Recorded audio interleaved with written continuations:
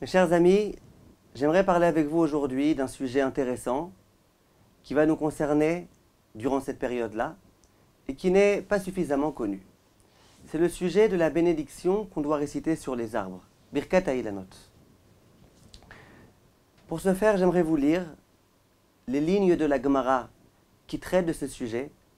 Je vous demande d'être attentif à tous les termes qui sont employés, parce que vous verrez qu'ils nous aideront à bien comprendre la façon dont ces halachot-là ont été stipulés par le Shulchan Aruch.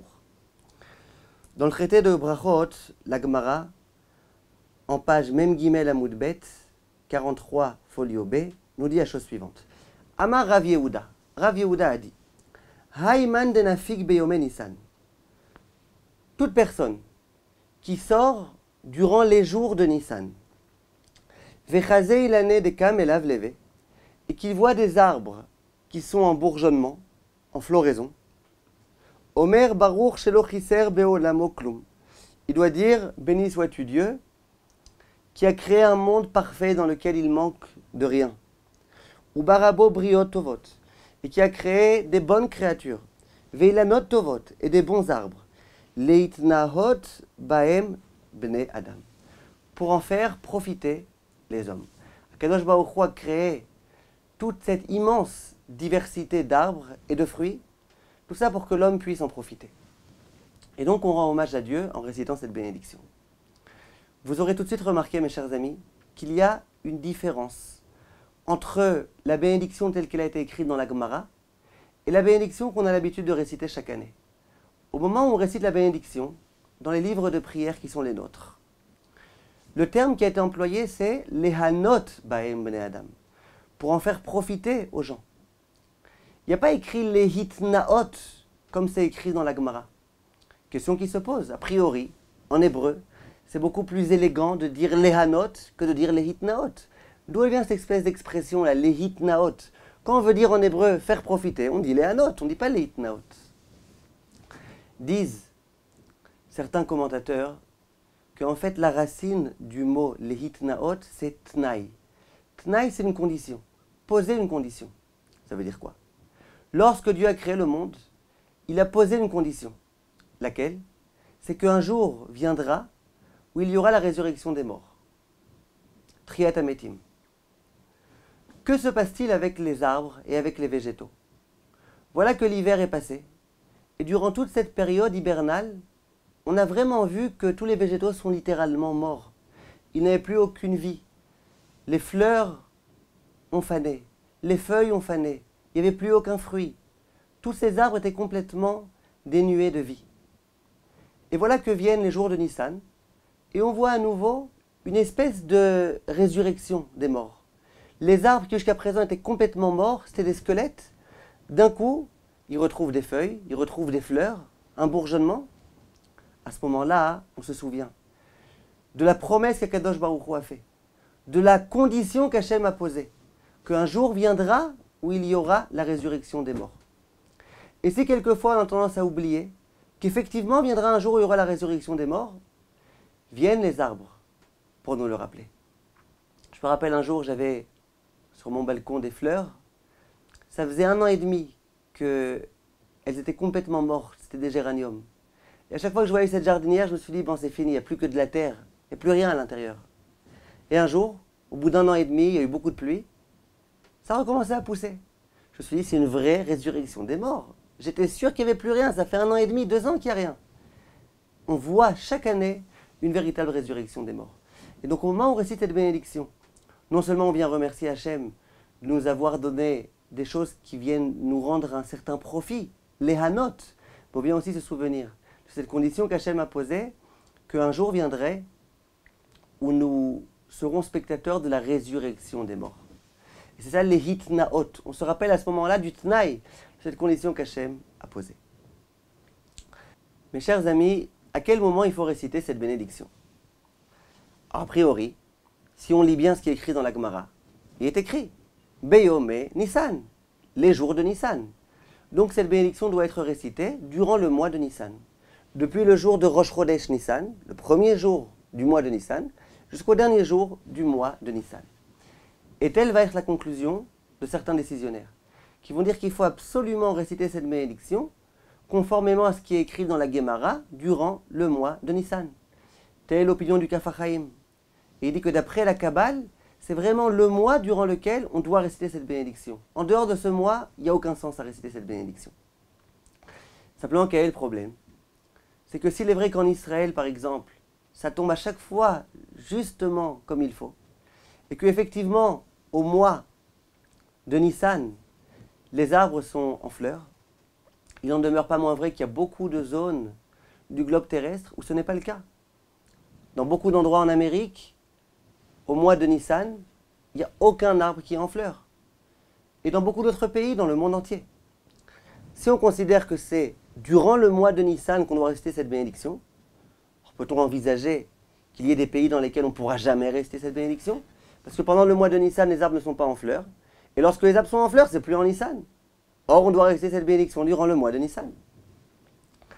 Viennent certains grands décisionnaires. Mon maître, le Rav Moshe Steinbourg, le Rav Ovadia Yosef, et d'autres décisionnaires. Ils disent pas du tout. Pourquoi on a écrit dans la Gemara durant le mois de Nissan? C'est parce que la Gemara a été rédigée à Babel. À Babel, effectivement, les arbres étaient en floraison durant la période de Nissan. Donc le Rav dit, lorsque tu sors durant le mois de Nissan et que tu vois les arbres en fleurs, récite la bénédiction. Est-ce que ça veut dire qu'il faut forcément, nécessairement réciter cette bénédiction durant le mois de Nissan? Non. Il faut réciter cette bénédiction lorsque les arbres sont en fleurs. Si les arbres sont en fleurs en Nissan, on récite en Nissan.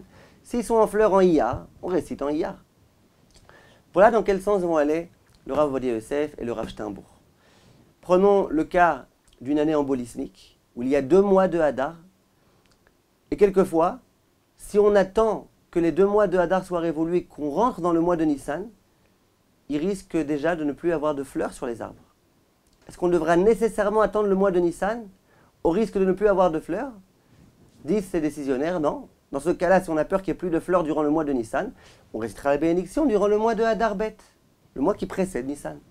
Parce que ce n'est pas obligatoire de réciter la bénédiction durant ces mois-ci.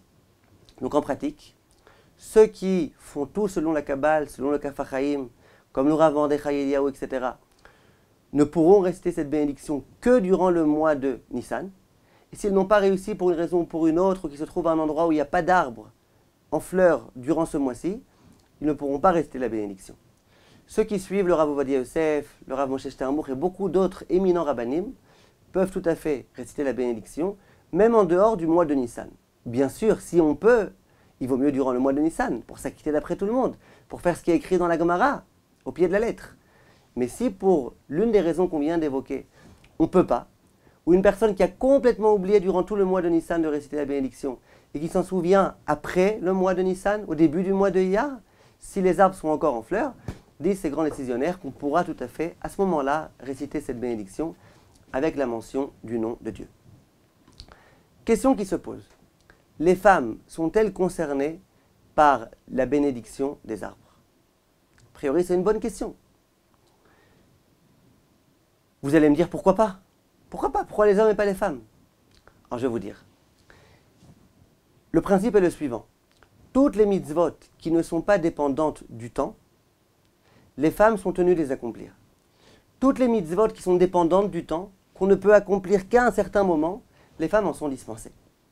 Dorénavant, et fort de toutes les introductions qu'on a déjà explicitées, on va pouvoir essayer de répondre à cette question. D'après le Kaf HaChaim, qui dit qu'il n'y a qu'un mois pendant toute l'année où on peut réciter cette bénédiction, c'est le mois de Nissan. Alors bien évidemment, cette mitzvah dépend du temps.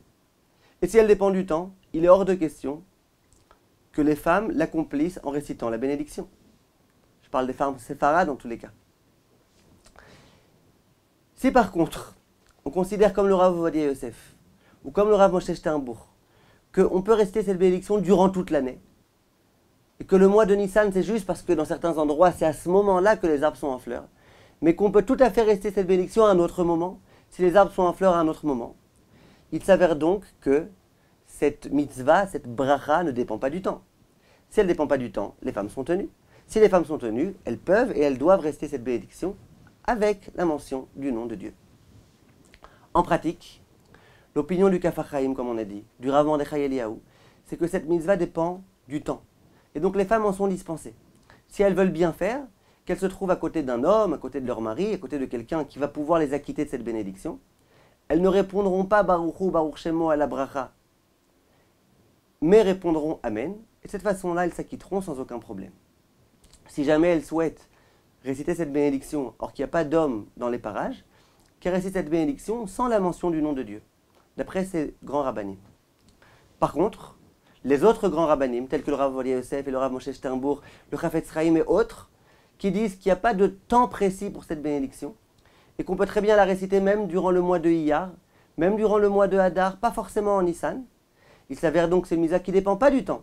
Les femmes sont donc tenues, et disent ces grands décisionnaires, que les femmes peuvent et doivent réciter cette bénédiction avec la mention du nom de Dieu. A priori, vous allez me dire, d'accord, mais en plein hiver par exemple, on ne peut pas la réciter cette bénédiction, puisqu'il n'y a pas de fruits sur les arbres.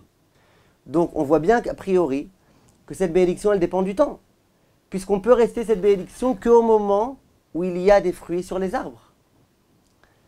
Dit le Rav Ovadia Yosef, oui, mais ça ne s'appelle pas une mitzvah qui dépend du temps. C'est pas qu'intrinsèquement parlant, on ne peut pas réciter cette bénédiction en hiver. C'est qu'en hiver, il n'y a pas de fruits sur les arbres, il n'y a pas de fleurs. Si jamais en hiver, il y avait des fleurs sur les arbres, on pourrait la réciter. C'est comme une personne qui me dirait que les femmes ne peuvent pas réciter Shechianu sur des pêches, parce que les pêches, on les trouve sur le marché qu'en été et pas en hiver. Quel rapport? C'est pas que, intrinsèquement parlant, le Shechianu sur la pêche n'est possible qu'en été. C'est qu'il y a des pêches qu'en été. Si jamais il y avait des nouvelles pêches en hiver, on pourrait réciter cette bénédiction. C'est pas comme le tzitzit par exemple, où on dit que ça dépend du temps, parce qu'effectivement, la nuit, on est dispensé. Intrinsèquement parlant, on est dispensé du tzitzit pendant la nuit. C'est pas que la nuit, on a un petit problème technique avec le tzitzit. Là, on a un problème technique, c'est qu'il n'y a pas d'arbre en fleurs pendant l'hiver. Donc, dès lors qu'on trouve un arbre en fleurs, on peut rester à bénédiction. Et ce n'est pas une mitzvah qui dépend du temps. Telle est l'opinion du Rav Ovadia Yosef, telle est l'opinion du Rav Sternbourg, telle est l'opinion de la plupart des grands décisionnaires. Voilà, on continue la prochaine fois, Bezrat Hashem. Shalom Uvracha.